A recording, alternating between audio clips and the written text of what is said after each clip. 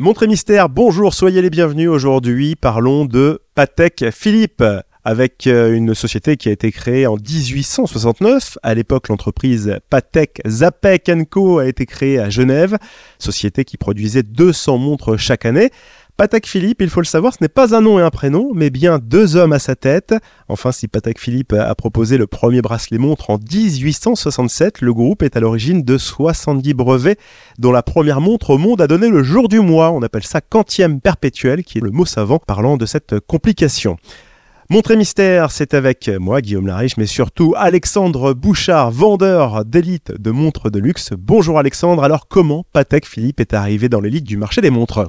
Bonjour Guillaume, alors en effet tu parles d'élite, mais c'est le top 3 de l'élite. Il faut imaginer une pyramide et tout en haut, il y a 3 grandes marques. On va avoir Patek Philippe, tu vas avoir Vacheron Constantin, et alors après c'est le combat de qui on met en troisième. Généralement on peut mettre Breguet, ça dépend, mais en tout cas Patek Philippe fait partie du haut, surtout en termes de technicité et d'aspect historique.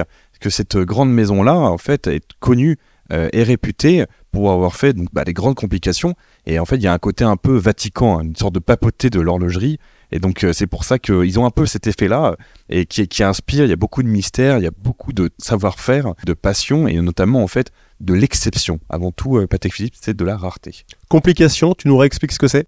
Une complication, c'est toute autre chose qui donne l'heure. L'heure, c'est heure, minute, seconde. Alors, la petite seconde est considérée plus ou moins comme une complication, mais c'est-à-dire que ce sont les options, comme une voiture. Derrière, on va avoir différentes modalités, c'est-à-dire est-ce que je peux avoir le jour donc de la semaine, c'est-à-dire lundi, mardi, mercredi. Est-ce que c'est la date, donc le mois, donc du 1 au 31. Il y a plein de possibilités. On peut avoir la réserve de marche, on peut avoir la phase de lune, donc qui indique les variations en fait de la lune. Effectivement, on peut en avoir des dizaines, et on aura l'occasion dans un prochain podcast de faire une spéciale podcast sur ces complications qui peuvent être au nombre de 60, 70 même pour certaines montres. Pour Patek Philippe, justement, qui a réussi à avoir des brevets et des dizaines de brevets, comment Patek Philippe a réussi à se montrer comme étant un peu le boss de la montre de luxe ? Alors pour devenir le boss de la montre de luxe, c'est extrêmement difficile, faut le savoir, parce que il y a des manufactures, il y a des maisons qui se sont construites au fur et à mesure du temps. En fait, c'est avant tout le succès se fait dans une époque qui est très particulière, qui est le 19e siècle, qui en fait, à la différence du 18e siècle, où on adorait décorer, mettre de la pierrerie, notamment avoir un côté, on va dire, un peu plus rococo, 18e siècle, faut penser Louis XIV, Louis XV, Louis XVI. Le 19e siècle, c'est l'époque de l'efficacité. On cherche à être précis, et puis c'est une époque aussi de la haute bourgeoisie. En fait, elle s'habille de manière sobre. La couleur noire, on revient un peu comme à l'époque, on va dire, de l'élite espagnole, de la Renaissance. C'est avant tout le pouvoir. Et le pouvoir, en fait, c'est de montrer aussi qu'on a des objets de pouvoir, et la montre en fait partie. Donc la montre a une lecture sobre, c'est aussi une lecture du capitalisme, faut pas se mentir là-dessus, c'est-à-dire qu'on veut avoir la précision, pas de fioriture. Ça va venir après de faire des petits décors, mais on veut une montre efficace, voilà, on montre qu'on est quelqu'un du monde.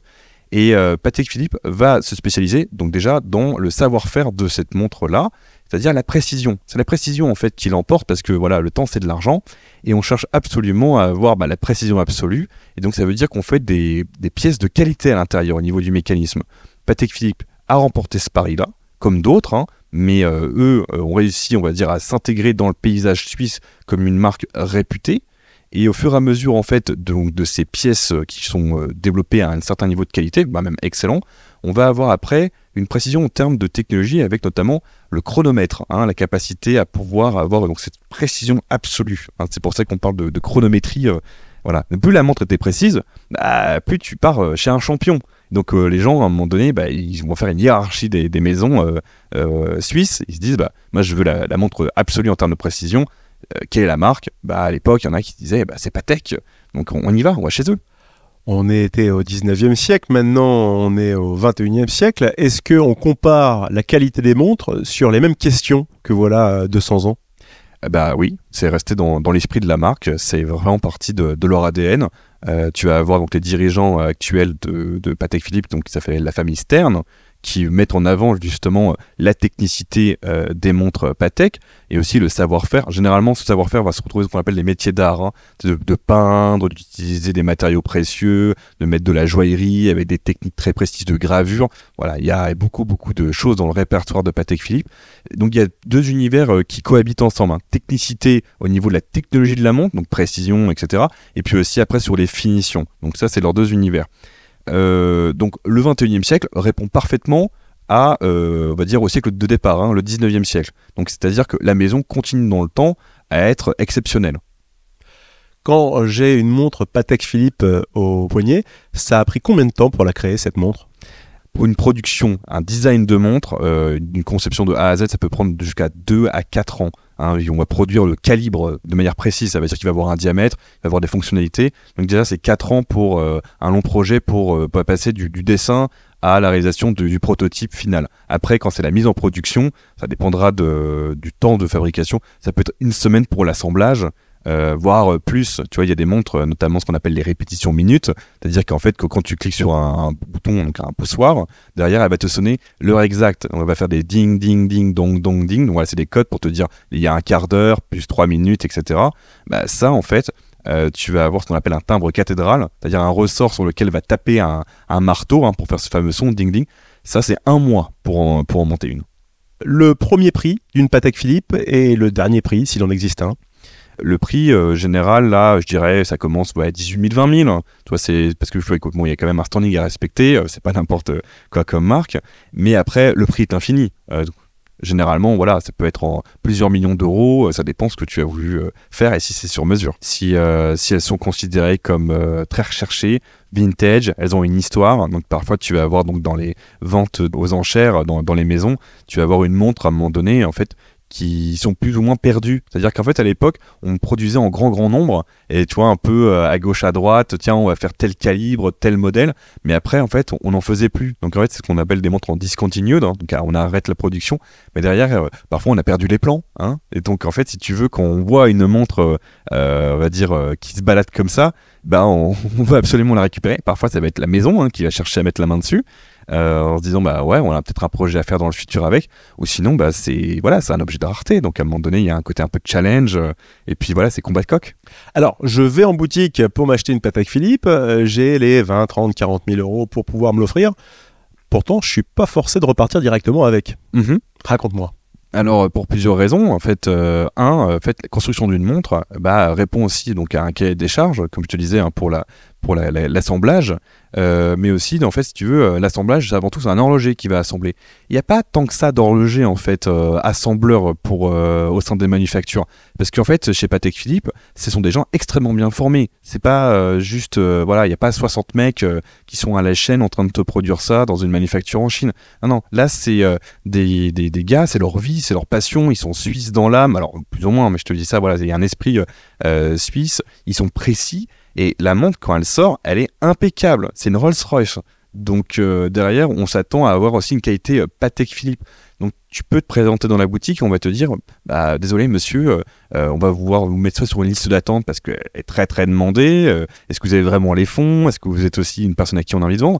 Ou encore faut-il écoutez, cette montre là on en a plus en stock, dans 2 mois oui on en reparle. Là en tout cas on garde le contact, voilà, pour cette pièce. Les boutiques proposent aussi un marché de l'occasion ou pas du tout? Alors ça c'est un phénomène qui apparaît au fur et à mesure. Pour les grandes maisons horlogères, non. Derrière, si tu veux, on mélange pas, on va dire, la confiture et le chocolat. C'est ça en fait dans l'idée. Avant tout, on est une boutique en propre, on vend du neuf, hein. Il s'agit de vendre les montres en fait de seconde main. Donc ça c'est un phénomène qui apparaît plutôt avec Cartier qui a fait ce phénomène-là. Mais ça va être aussi des gens qui ont été des multimarques et qui vont vendre du vintage. Alors quand je dis vintage, ça date de 3 ans, hein. Voilà ta montre. Et donc en fait là-dessus tu vas trouver des très très belles pièces. Encore faut-il avoir la bonne personne pour te la vendre. Si je dois retenir une chose de Patek Philippe, si je dois avoir une information, c'est laquelle?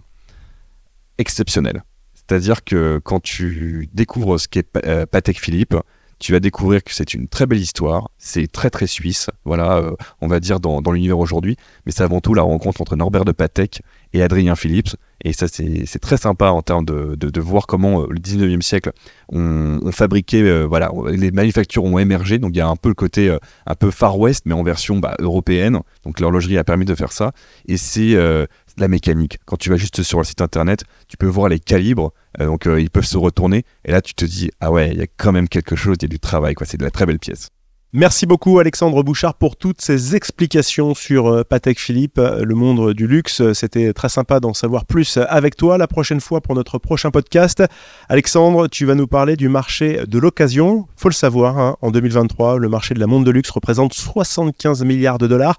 30% de ce marché correspond à de la seconde main, ou plutôt du second poignet. On aura l'occasion d'en reparler, et puis également pourquoi investir au moins 5 000 € dans une montre pour espérer qu'elle prenne de la valeur peut avoir du sens. Ce sera dans notre prochain podcast Montre et Mystère.